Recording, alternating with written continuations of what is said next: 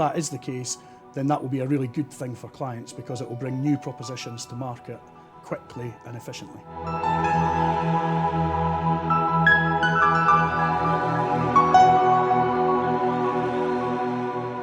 Hello, and welcome to the Bankers Masterclass series in association with Lloyds Bank on the Payment Services Directive and how the second iteration will change the European payments landscape. I'm Joy McKnight, Transaction Banking and Technology Editor at The Banker, and I'm here with Gavin Maclean, Head of Cash Management and Payments Product for Global Transaction Banking at Lloyds Bank. Thanks for joining me today, Gavin. Gavin, considering the extended scope of the directive, what are the main aims of PSD2? Yeah, well, as you say, Joy, this is not the first time we've seen legislation in the area of payment services. The second Payment Services Directive builds on the original Payment Services Directive from back in 2009. It will update and modernise that legislation, leading to greater openness, transparency, competition and innovation in the area of payment services. Okay, and what kind of changes will the PSD2 drive, and then how will those changes impact your clients? The main changes are that it will introduce increased transparency for pricing for payments across the European Economic Area. So a payment that begins, ends or travels through the EEA will have greater transparency of pricing.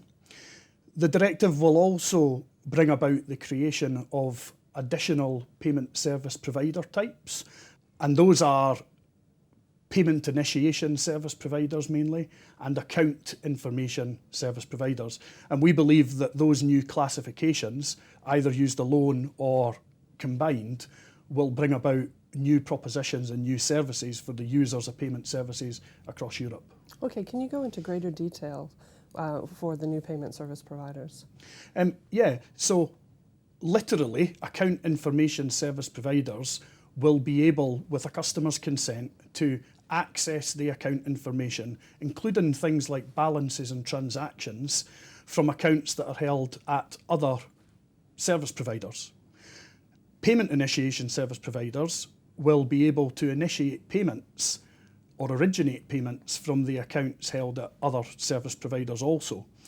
And if you think about the potential to combine those new classifications of service providers, you could well see new services popping up to aggregate account information, present a single view of a customer's finances, where at the moment that those finances are split across a number of service providers, and indeed to improve the efficiency and effectiveness of originating payments from multiple different, what we would call bank accounts. Okay, and there's a lot of talk obviously in the UK, but across Europe, about the new challenger banks.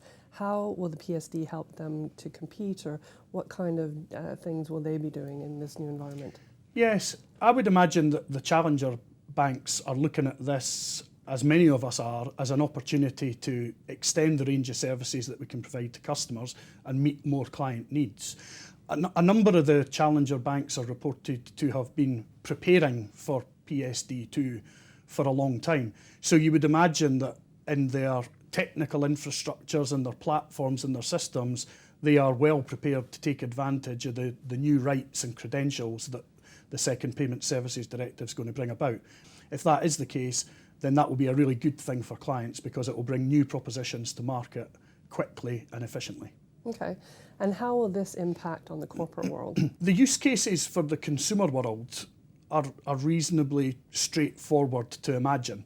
The ability to aggregate account information and to have new ways and new and more efficient ways of originating payments clearly appeals greatly to a consumer and personal client audience. But we also believe at Lloyds that that will have significant benefits for corporates as well.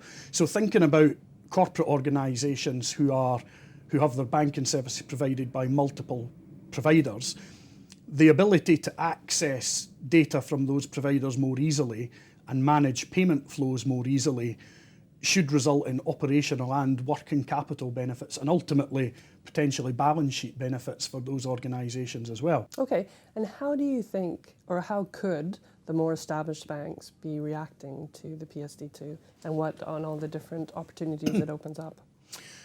Clearly there will be things that we need to do, like any piece of legislation, to comply. And then there is a range of potentially value-adding opportunities that we could manage within Lloyds Banking Group. At Lloyds, we'll take, as we always do, a very client-centric approach to our response. We'll do what we have to do to make sure that we're compliant, but we'll also look at opportunities where we can develop services and develop solutions that will provide benefits to our clients. And where we can identify that as a real customer need, we'll look to deploy those solutions in a way that will help our clients. Thank you so much for your insights, Gavin. In part 2 of this 4-part masterclass series, we're going to be looking at what innovation is really needed to deliver on the PSD2.